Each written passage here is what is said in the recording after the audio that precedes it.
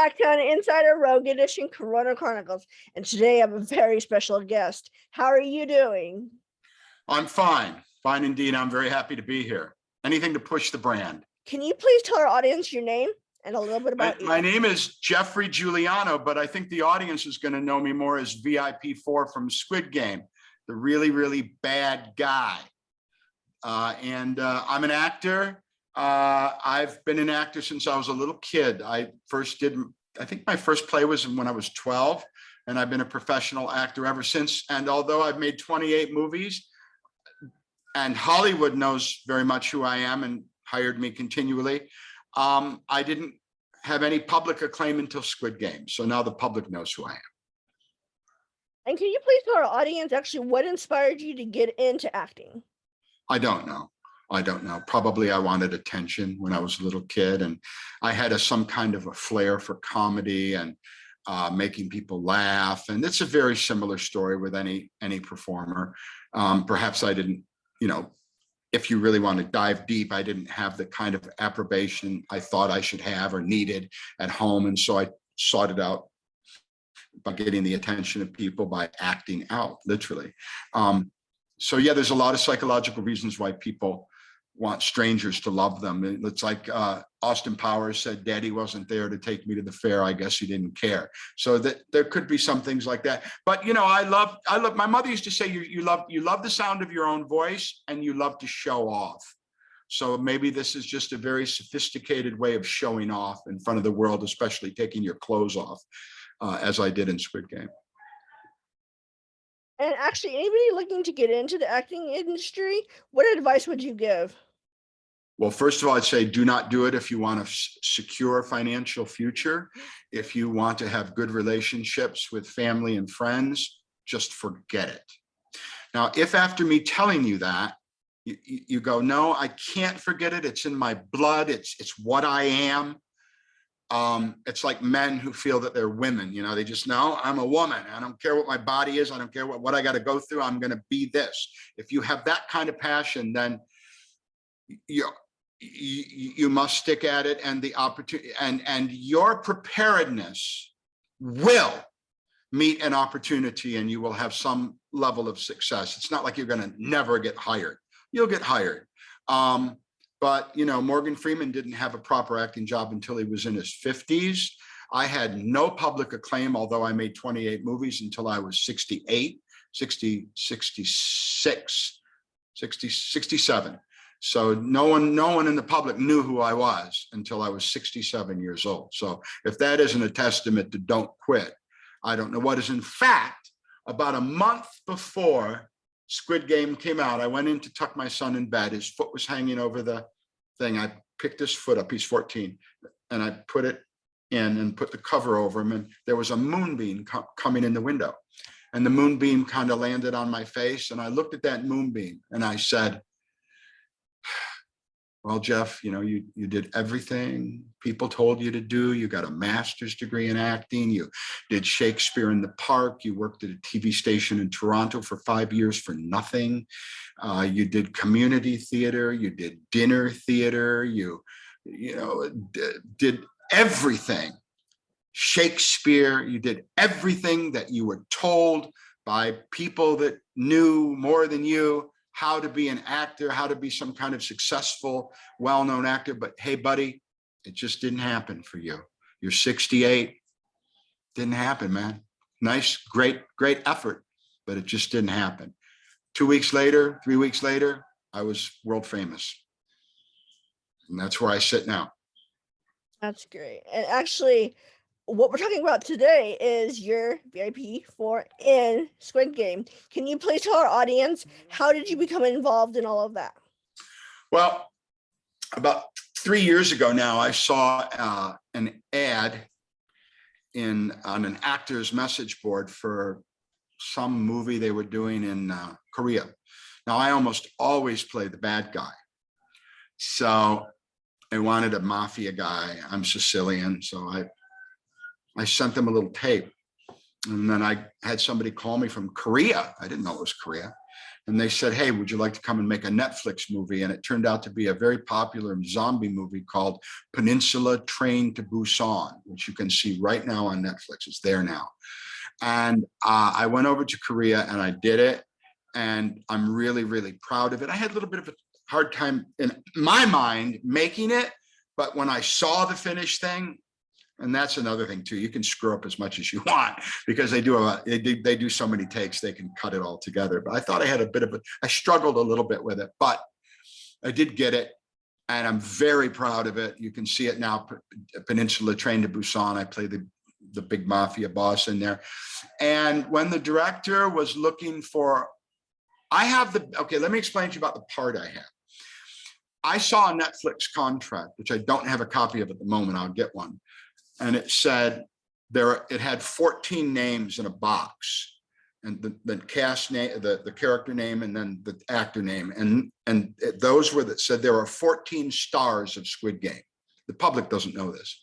And the 14th name was mine. I am a star, according to Netflix contract, which is everything. I'm one of the stars of Squid Game, but I'm the 14th, I'm number 14 of 14. That's fine with me, because I'm a star of one of the biggest television series in the history of the world. So I'm very happy with that, and it was enough to make me famous. Anyway, so the director couldn't find anyone in Korea that he wanted. Then he looked around in Kuala Lumpur and Asia, different places, Thailand. But then one night he was watching Netflix and he saw me in Peninsula. And then I got another call from that same agent who were like, okay, but not great. When I was there, I'm a vegetarian and they couldn't figure out the food. What do I eat? They thought I would eat a croissant from 7-Eleven 3 times a day with some yogurt. They had no idea what vegetarianism is not really a thing in Korea, the big meat eaters. So they called, would you like to come and do this movie? And I said, yeah. But at that point, for some reason, I said quite a big number of money, like a high number, 6 figures. And they said, that's not going to happen. I said, okay. I've been doing this so long that I don't have an emotional investment in getting a part or not getting a part. I just said, okay, great. Bye. Thank you. Thanks for thinking of me. See you later. 2 weeks later, the phone rang. They said, well, look, come on. That's real. I said, well, look, all right, I can do blah, blah, blah. And I came down a little bit. And they still said, well, we'll talk to them. And they called back and they said, like, they're not going to go for that. That's not happening. And I had sent in a casting tape, which you can see on my YouTube channel, Geoffrey Giuliano channel. You can see that casting tape. So what did I do? Several calls more happened, and eventually I got near the money that I wanted, which was more money than I ever made in a movie. So I thought, okay, this is cool. And then they told me I played a gay godfather. And I thought, okay, that's good, because usually it's just a godfather. This time it's a gay godfather. So I like that because I'm a character actor. I play all parts far different from myself. So yeah, so then I went over there, and then the hotel suite was like really, really nice. And I thought, well, wow, they gave me all this money, and the hotel's like much nicer than it is ever normally. And then they took me to the set, and the set was this incredible $1 million, and oh my God, So I knew, okay, this is a big production. This is why they gave me all that money. And now it's not the money, by the way. I know you don't want to talk about money, but actors think about these things. This is a job. It's called show business, not show art. There's a big business component. The other guys got like between $500,000 and $2 million. And I got nothing near that, So anyway, so not to go into that too much. There's an old saying, I'll tell anyone who wants to be an actor, I'll give you the best advice I can ever give anybody, because it was the best advice given to me. It's a joke. How do you make an actor complain? Give him a job. So you never complain. If you are lucky enough to be in a movie, to be a big shot in a movie and everybody, you're famous, don't complain about the dressing room or the lunch or anything. Shut up. You're in a movie, dude. A lot of people want to be in movies. All right. So anyway, that's how I got the part. I went over there and I did the part. What would you say is your favorite memory of making Squid Game and acting in it? Well, I don't know if it's my favorite. Okay, my favorite acting moment was Most memorable, how about that? Well, no, I'll tell you, I got two answers for this. But the best acting in it was when I said, I don't want to keep calling you over here. Sit down. He said, I can't. I said, I'm going to have this young man sit down. Is there any objection? No objection. Okay. Take off the mask. I can't take off the mask if they'll kill me. If you don't take off the mask, I'll kill you before I leave. That was the best acting. Now, I'm going to tell you something about that. What popped in my head when I was doing that scene, which I did pretty much almost verbatim for you. I can't believe I remembered it all. I thought of Jack Nicholson. So it doesn't, you won't see that I was thinking of Jack Nicholson, not imitating, thinking. So if it was Jack Nicholson, it would have been more like, if you don't take off the mask, I'll kill you before I leave. And that would be more of an overt, but there was just a little touch, which now if you watch it again, you might see there's a little touch of Jack Nicholson. It just came into my head. Like, I'll tell you what, if you don't take off that mask, I'll kill you. But I didn't do it like that. It was like, if you don't take off that mask, I'll kill you before I leave. But that's what I was thinking. My internal thing was Jack Nicholson. So that's the best acting bit. I overacted a little. Now, this is stuff you shouldn't. This is like a diving deep for actors workshop. I overacted a little bit in the sex scene. I thought that I should get sexually excited, and I was going, you can hear it. It was too much. It was a good idea, but here's the problem with non-English speaking directors, to be honest with you. If there was an English speaking director, hey, Geoffrey, that's good, that little sexual excitement, but it's a little bit too much. Bring it down. Now, if you go rewatch the scene, you'll hear me going, when I'm trying to grab his head or whatever to pull his head towards me, it's too much, too much. It's a good idea, just bring it down. So I didn't have that. I didn't have that extra pair of eyes on me. I just had to wing it because there was no English speaking people there, and I could have brought that down. So that was the most memorable, was an oral sex scene naked when I'm 68 on Netflix. Of course, that's the most memorable, but not in a good way. The most memorable acting was when I did the, I'll kill you if you don't take off your mask, this kind of thing, the Jack Nicholson bit. And let me tell you that I didn't know I had to do a nude scene until I got there, because I didn't read the script. I just learned the lines for the audition. And when I got there, the lady came to the production assistant came to my suite. All right, Mr. Giuliano, big day tomorrow. I said, yes, sir. Are you ready? I'm ready to go. Okay. And we're going to have a towel there for when you take off your clothes. Excuse me? You know, when you take off and show your genitalia and your complete nude body at 68 that hasn't looked good in 35 years, you know, that thing. No, I don't know. What the hell are you talking about? Mr. Giuliano, you have a nude scene tomorrow. I'm sorry, I don't understand. Do you have a copy of the script, sir? Well, yeah, it's right here. Let's take a look at the script. He takes off his clothes, revealing his disgusting body, and it used the word disgusting. So what do you mean disgusting body? Well, I mean, I know it's true, but, you know, we don't have to, like, you know, put it in print. Mr. Giuliano, I said, look, okay, here's the deal. I can't do that. What do you mean you can't do that? It's a huge part of the script, and you've got, look, I'm not going to take,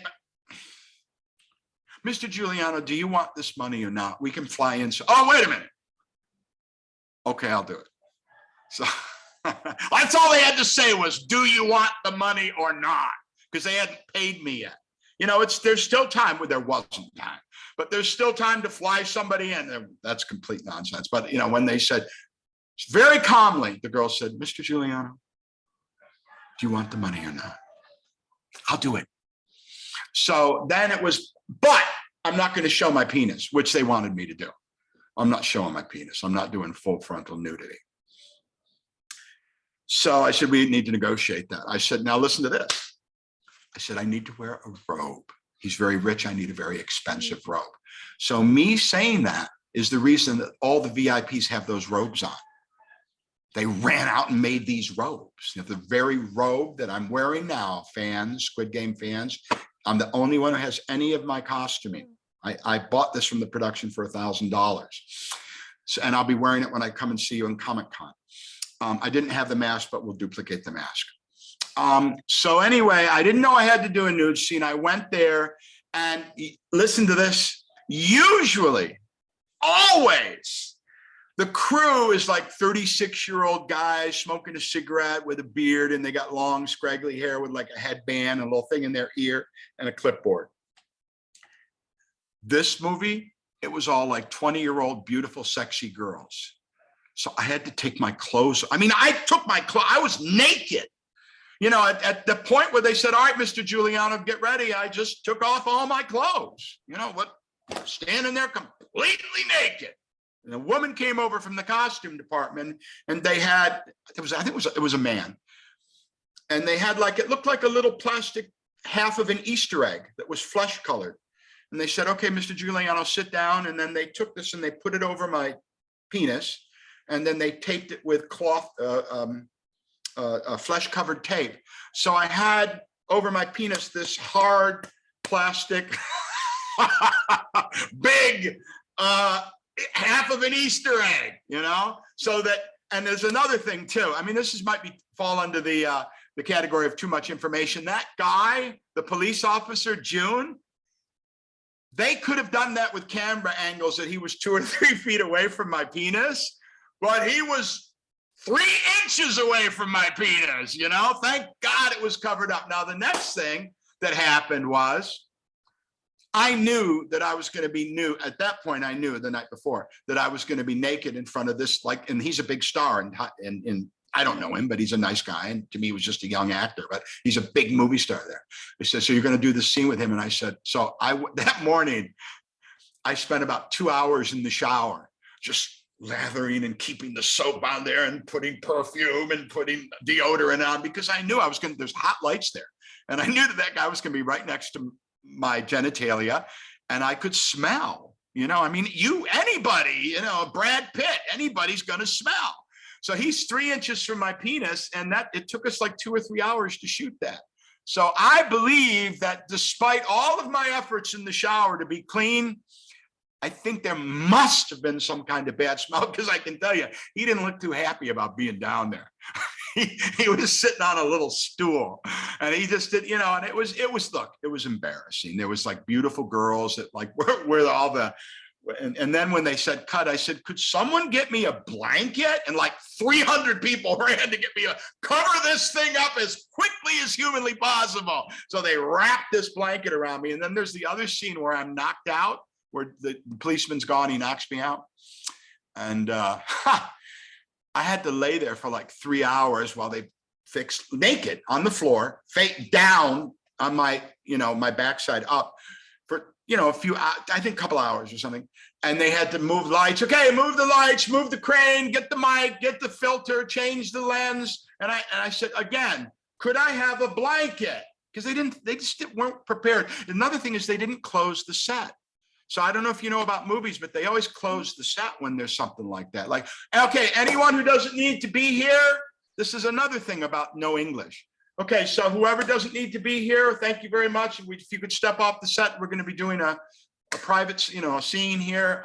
So if you need to be here, fine. If you don't absolutely need to be here, you could just step out. They didn't do that. So everybody was there the whole time. So that was something obviously I can never forget.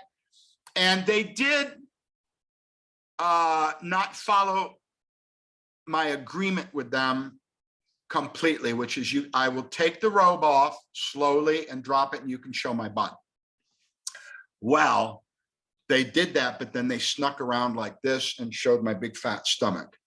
So, which I'm successfully hidden here under the robe and the desk. So that works. So I'm trying to lose weight, folks. And I'll tell you something about losing weight. If you aren't motivated to lose weight, after the entire world, actually it's 25% of the planet, has seen your naked body at 68. You're never going to lose weight. Get an extra banana split. It doesn't matter. Game over. You're always going to be fat. So I have lost some weight, but still I have maybe 20 kilos to go. So that, I mean, talk about fat shaming. I mean, that's the ultimate. This guy won't lose weight. I know what to do. What? Put him on Netflix in front of the whole world and show his naked body.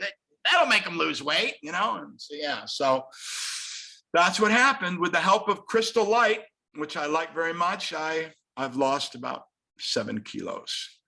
So that's, I know, way more information than anyone wants to hear or need to know about my nude scene. But you know, it's what everybody remembers. Like here's the deal. I can go to virtually anyone on the planet and say, do you know me? No, I don't believe I do. Did you see Squid Game? Sure, I saw Squid Game. How about the old gay guy that showed us naked?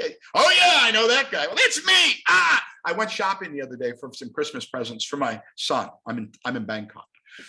And some little guy came up to me and he said, VIP? I said, yeah. Hey, VIP, Squid Game, VIP 4, everybody. Right. So huge crowd around me. I've never experienced anything. I think one time somebody asked me for my autograph after I did Scorpion King in a mall. Hey, it's a Squid Game guy. You know, who is it? You know, the gay guy, the real ugly fat guy. Yeah, that guy, come over. So I selfies, autographs. And I said, oh, and I stayed as long. I'll tell you one thing. Anybody that contacts me, and this is like an invitation, if you want to talk to me, if you want to hang out, if you want to give me an interview, if you want to give me a movie, just go to geoffreygiuliano.com. There's a contact page and you can get in touch with me and I'll get back in touch with you. I'm really happy to talk to fans. I tell you, I get some weird thing because there was a sexual connotation or element to that, my appearance in Squid Game. I get sex invitations from men and women, which I immediately block. I block them, you know, so don't ask me about, you know, you weren't satisfied in Squid Game. I'll satisfy you in 5 minutes. I'll finish the job. I'll change your life. You know, so, okay, no. Soon as someone was typing it yesterday, can I see you, NAK, block. So, and then somebody, I love old ME, block, you know. So yeah, I get, you know, it's this funny thing, but I get a lot, you know, I get very nice people too. I've had pornographic pictures sent to me. I mean, that's the other end of it, but most people are really nice. There's a fan club called the Golden Mask in Iraq where the teenagers have made a fan club about me. And there's a page which I invite everybody to on Facebook called VIP4's Squid Game Universe. And then I'm there, I make videos, I do shout outs, whatever. I'm on Cameo. So all that stuff. I love the fans. I love to talk to the fans. I myself used to be a fan of the Beatles and stuff. So I will reciprocate with you. That's great. You've had a very interesting background, and it sounds like you've had a lot of fun doing Squid Game and everything else. But can you please tell us next, at the beginning of COVID-19 as well as now, how have you been affected? I know with acting and everything else, some things have changed. Well, you don't know my India story? Okay, so in March of 2020, okay, I'm involved with an Indian religious faith. I have been since I was 14. I'm 68. I meditate. I'm a vegetarian, and so forth. See, I even have my spiritual masters right here on my desk. Srila Prabhupada. I have my spiritual master right here, always next to me. So I have my guru. So I have 6 children, and I've never, ever forced any of my children to be vegetarians or have any religious faith that I have. I want them to find or not find. It's their life, you know. But so my son's a little interested in my spiritual meditation. So I said, well, let's tell you what, you got 2 weeks off school. It was this time of year, 2 years ago. Let's go to India. I'll take you to India and we'll just kind of hang out for a couple of weeks. So I took $2,000, none of my credit cards, because we're going to be in a rural area where they don't really take them. So I took $2,000 for 2 weeks, $1,000 a week. That's fine. And then they shut the airports down. and they were shut down for 6 months. And long story short, they airlifted myself and my son back to Thailand on a humanitarian flight. We had the same clothes basically for 6 months. We had to eat with beggars. Sometimes we slept in doorways. We were completely destitute. Nobody would help us. And when my son came in that door over there, he had the jeans on he'd been wearing for 6 months. I said, take those jeans off. And when he took them off, they disintegrated. They were just disintegrated. I mean, not completely like sugar, but they just fell into pieces. He had to like take them off and rip them off in long pieces. So we really went, so yeah, COVID affected me. I was stuck in India with no money for 6 months. Eventually it got into the media, and we started getting some donations from PayPal, which was actually $5,000 that, you know, people who'd fans, I guess, or just people that were worried about my son. We got $5,000 and that got us through. But before that happened, before the media picked it up, that, you know, and what was it? Sort of, my next most famous movie is Scorpion King. So Scorpion King, actor stranded in India, living like a beggar. And then people started sending money in, and we got a hotel, and then we were able to come back. So yeah, it has affected me very much. Oh, and I don't have any movies. There's no movies, there's no work because of COVID. And when I got there, I had to do to Seoul, I had to do 2 weeks quarantine when I got there, and 2 weeks when I got back to Bangkok. And when I got to the room, there was a big letter from Netflix that said, "Dear Mr. Giuliano, this Squid Game could shut down because of COVID. We don't want you sick or the film to shut down. Please stay there's another 3 weeks while we shoot. Please stay in your room, don't go anywhere." So I was basically in prison. Squid Game, COVID-19 put me in a hotel prison for 2 weeks in Seoul, 5 weeks in Seoul, and 2 weeks when I returned. So that's 7 weeks I was in prison because of COVID. And I want to tell everybody that, you know, I'm the only English speaking cast star of Squid Game, and no one's offered me a movie yet. I think that's very strange, you know. Well, come on, Hollywood, you know, give me a movie. I've had Comic-Con tours, which I've put together, and it's going to start in England and go all over the world in Comic-Con, but I haven't had a movie, so please offer me a movie. And in lieu of COVID-19, with everything else you have going on, is there anything else you'd like to share with the audience that you might be working on in the future or now? Well, yeah. I have an audio book. I've written a book about Squid Game, and it's for sale. It's called, here's the name, this is the name that you have to type in to Google. Surviving Squid Game, I Am VIP for Geoffrey Giuliano. Kobo sells it, K-O-B-O, I know. Audiobooks.com, everybody has it. So it's a book that I wrote immediately as soon as I got home, and then I have a recording studio behind that door, and I recorded it as an audiobook. It's not available in print right now, but I'm doing a book called Squid Game Confidential, where I'll tell everything about Squid Game, a lot of what I told you, and I'll talk about season 2, which I know some secrets about season 2, and you know, all that. So I've done an audiobook's out now to buy for Christmas, and then I have, in about a year, I have a big coffee table book coming called Squid Game Confidential.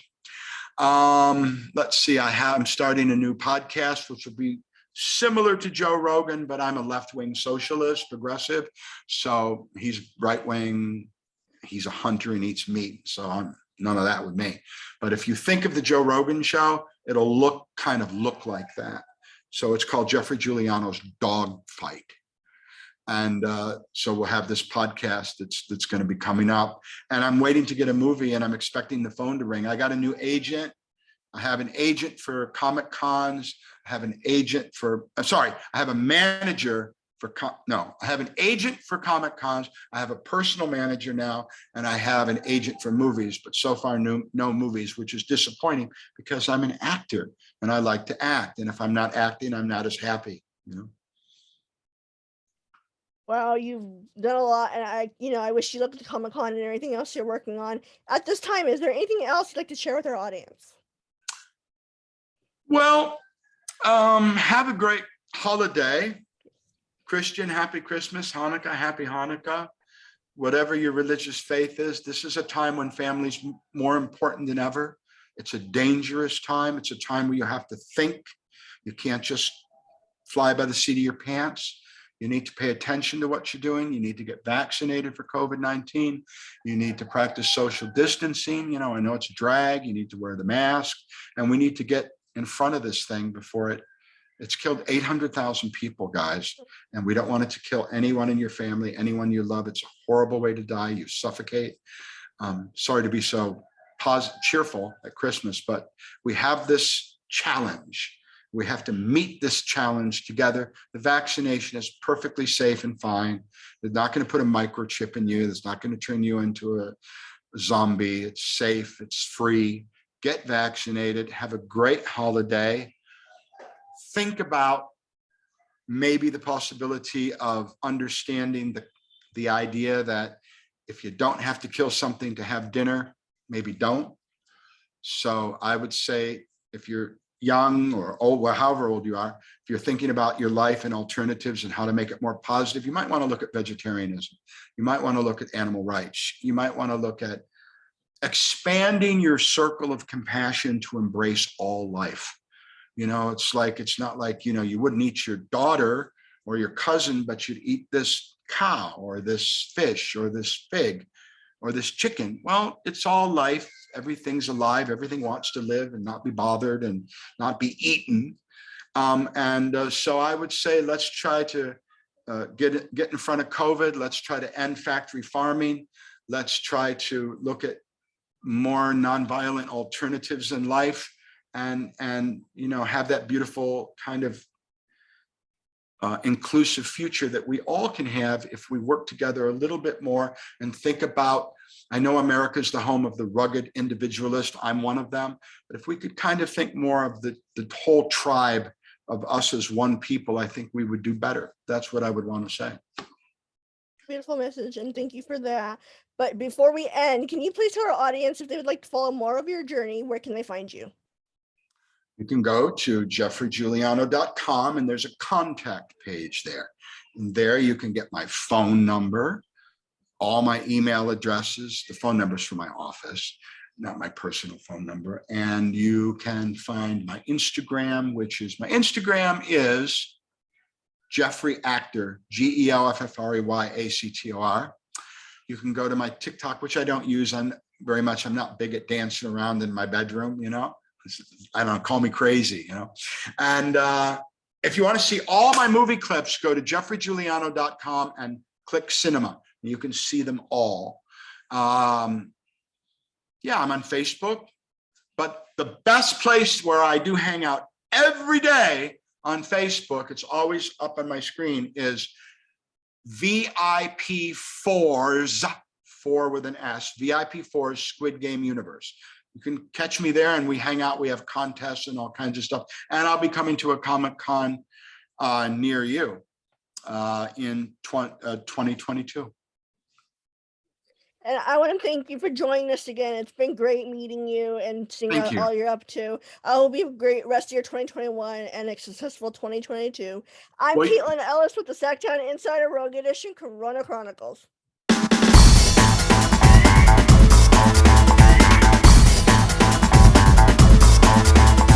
Tracy from T-Bone's Barbecue here again. So today we're going to do a pork loin, a smoked pork loin. It's one of my favorites aside from my pork shoulders and my pork butts. Don't get these two things confused. There's pork loin, there's pork tenderloin. Pork loin is going to require more smoke time, more time over the flame in general. Tenderloin is going to be a little leaner meat, a little thinner. It's going to require less time. So for today's purposes, this is a pork loin. So if you're going to try this recipe at home, remember not to buy a pork tenderloin because all of your cook times on this particular recipe will burn that. This is for a pork loin. So right here we have an 8-pound pork loin that I have cut in half. So we got about 4 pounds of it here. What we're going to do is we're going to go ahead and season it. Again, you can make your own seasoning or you can buy store-bought rub, but a really good rub for this is about a cup or two of brown sugar, a pinch of garlic salt, a pinch of ground cloves, a little bit of fresh ginger root if you have that, and some coarse ground pepper. And that's really going to bring out the flavor in the pork. It's really going to blend well with a mild barbecue sauce at the end if you want to sauce it. And we will be saucing this, and we'll get to that recipe towards the end. So like every other time that we've talked about putting on rubs on meats and poultry and pork, you want to do a nice generous amount of rub. This is very important because it's going to be on the smoker for about 2 to 3 hours. What we're looking for here is to achieve an internal temp time of 155 degrees. So we figure it should take about 2 to 3 hours to get there. Again, we cook the temp, not time. So we want to check this about every hour to see how your temperature is progressing. And again, you don't want to let it cook longer than 155 because then you will have rubbery pork and it will not be as enjoyable as it should be. So again, get both sides real well. Don't forget to get the sides. I'm gonna go ahead and rub that in. And you see it's sticking very nice. This just came right out of the refrigerator. It's always better to put the rub on your meat as soon as it comes out. Also, cold meat, if you are using a smoker or you're adding wood or wood chips to smoke the meat or the pork in this case, the colder it is, the better it's going to absorb and retain that smoke that's coming off of your wood or your wood chips or even your pellets if you're using a pellet grill. And because we cut this in half here, we're going to go ahead and just put a good generous amount of rub on that cut area there because that's going to get nice and caramelized. That's going to be a very nice tasty end piece. So in this particular case, as we cut it in half, you'll have 2 end pieces, where if you just had kept it whole, we'd still have 2 end pieces, but you'll have, an end piece and a nice middle cut here. All right, so we've got it all rubbed. Now we're going to head over to the smoker. What we want to do too is we want to add a little bit of smoke on this because pork tastes better with smoke. What I have here is I have a apple, wood, and hickory blend that I've just kind of put together. We're going to go ahead and add that to our smoker. We're going to let that smoke.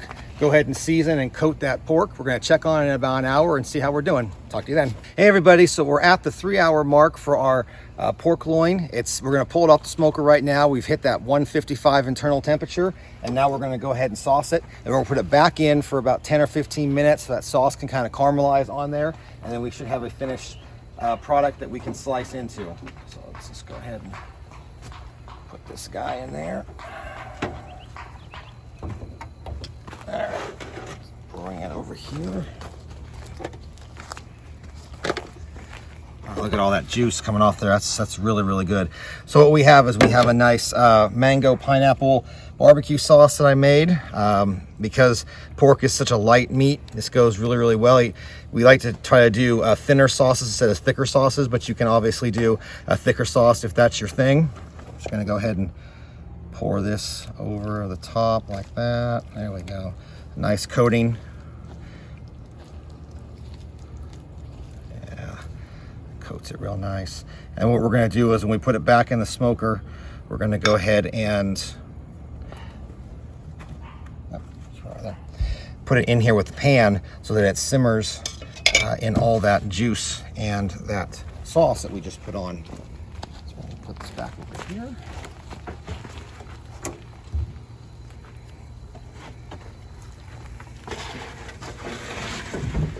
And we're going to let this cook for another 10, maybe 12, maybe 15 minutes at the most, just enough so we caramelize that sauce, and we're going to pull it off. See you in a few minutes. Okay, so we've let our sauce harden on our pork loin for about 11 or 12 minutes or so. I just took a peek. It's nice and caramelized on there, so we're going to go ahead and pull it off, and we're going to start slicing it.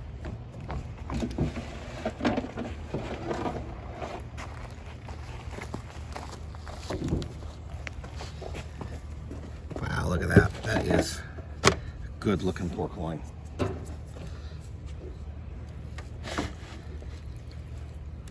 Take it off. And what's nice is you have some juice here.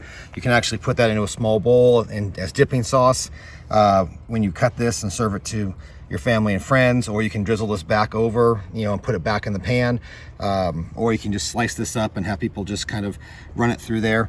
You have plenty of options, but certainly don't waste that juice. So we're going to start to slice into this now. Oh, look at that, nice and tender.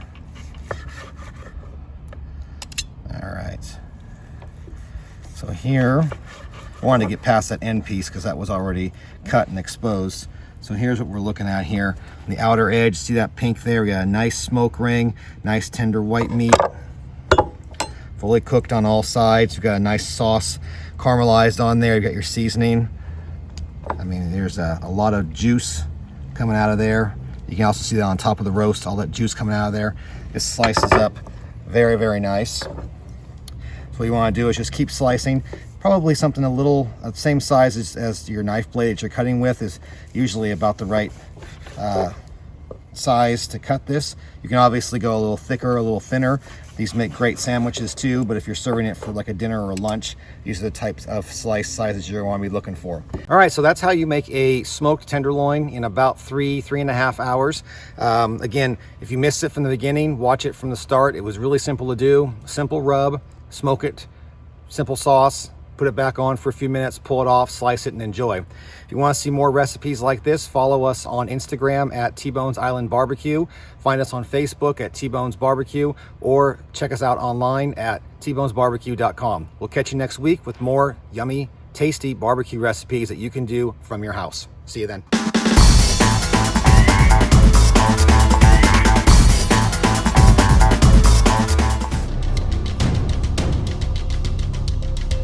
I'm Elizabeth, And I'm Guillaume, and welcome to Cirque Out.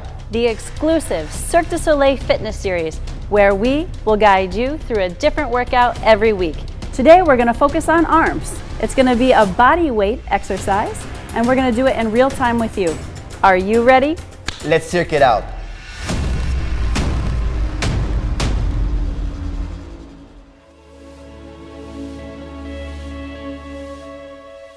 So here we are, getting started on the floor for the beginner arm workout. We're going to do everything in sets of 10.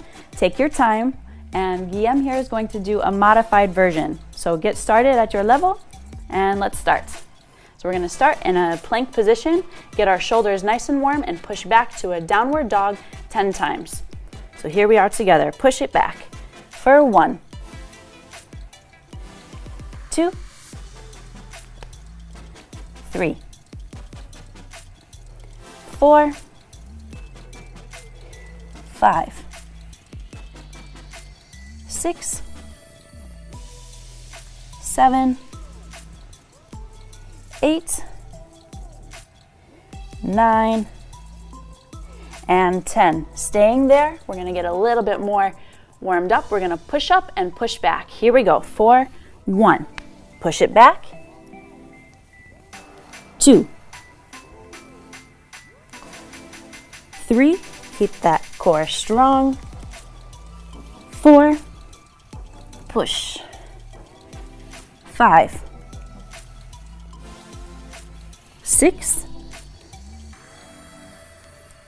7, 8, 9, and 10. On this last one, keeping the hips up, we're going to shrug the shoulder 10 times. Nice small movement for 1, 2, 3, 4, 5, 6, 7, 8, 9, and 10. Still staying there. We're going for a push-up in an inclined position for 1, 2, 3, 4, 5, 6, 7, 8, 9, and 10. Let's bring those hips forward. Give that down dog a break. We're going for 10 plank walks. So keep that core tight. We're going to shift 4, one side, center, other side. That'll be 1 rep. Here we go. Let's rock. Center. That's 2. Open. For 3. Control through the hips. Coordinate the breath. 4. Open. Squeeze. 5.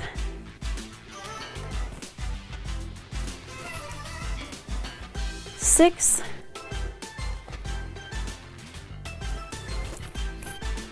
7.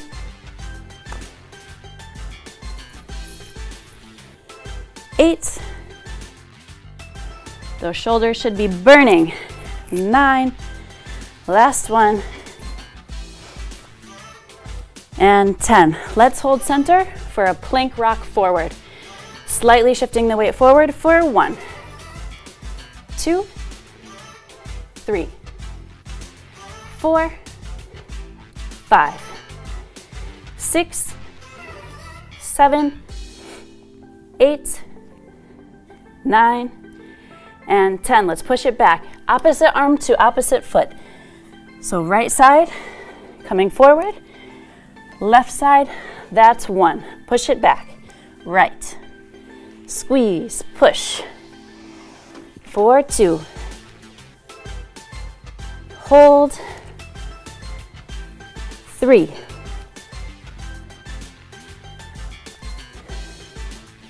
4. Push. Hold. 5. Halfway. Squeeze, coordinate.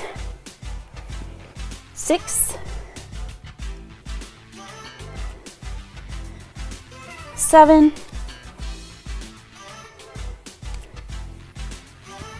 8. 9. All right. And 10. Let's get down to the floor. But first, we're going to descend in 10 seconds. Here we go. For 10, 9, 8, 7, 6, 5, 4, 3, 2, hover, hold for 10, 9, 8, 7, 6, 5, 4, 3, 2, bring it up for 10, 9, 8, 7, 6, 5, 4, 3, 2, and 1. Let's bring it down. Push down, extend the arms, squeeze the shoulder blade, and push up. That's 1. Descend, extend, squeeze, push up. That's 2. Here we go. Up for 3. Reach out. Squeeze in. 4. Reach. 5. Halfway. And 6. Push. 7. Keep that form. 8. 2 more. 9. And 10. Let's lay it right down. Extend those arms. Opposite arm to leg. Let's hold. One side for 10. 9, 8, 7, 6, 5, 4, 3, 2. Change it up. Other side for 10. 9, 8, 7, 6, 5, 4, 3, 2. Let's give it a swim for 10. 9, 8, 7, 6, 5, 4, 3, 2, and 1. For a little fun, let's extend those arms forward. We're going to write something with our hands. So our hands in mirror image, let's write Cirque it out. For C, I, R, Q, U, E, I, T, O, U, T. All right, let's send those arms out to the side for a lateral raise as high as you can go. 4, 10. Squeeze the back. 9, 8, 7, 6, 5, 4, 3, 2. Hold it at the top to pulse for 10, 9, 8, 7, 6, 4, 3, 2, and hold for 10, 9, 8, 7, 6, 5, 4, 3, 2, and 1. 3 more exercises and we're there. So elbow plank, we're gonna rock the body forward, shoulder to your hands 10 times. Here we go. For 1, 2, 3, 4, 5, 6, 7, 8, 9, and 10. Stay there, hips up, down dog. Stretch 1, control, 2, 3, 4, 5, 6, 7, 8, 9, and 10. Final exercise, tricep press. 4, 10, 9, 8, 7, 6, 5, 4, 3, 2, and 1. There you have it for our beginner intermediate arm workout. I think I'm ready to fly.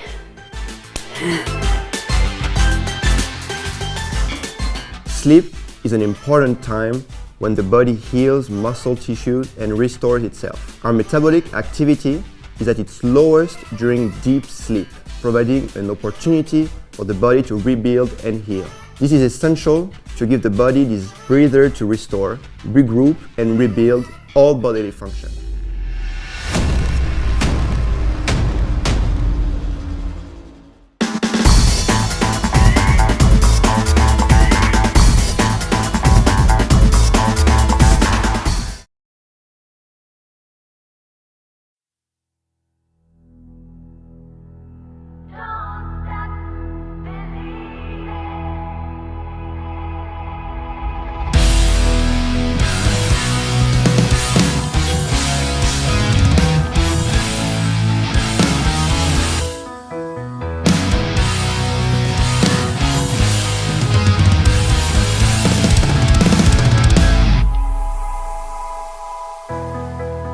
Just a small town girl living in a lonely world.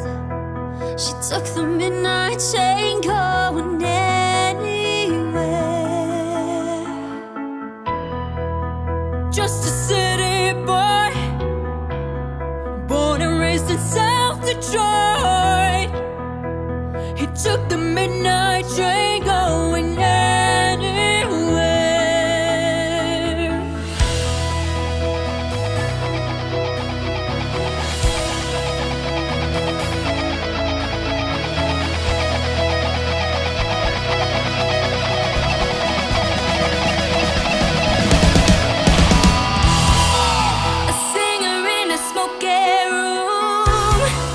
A small wine and cheap perfume for a smile.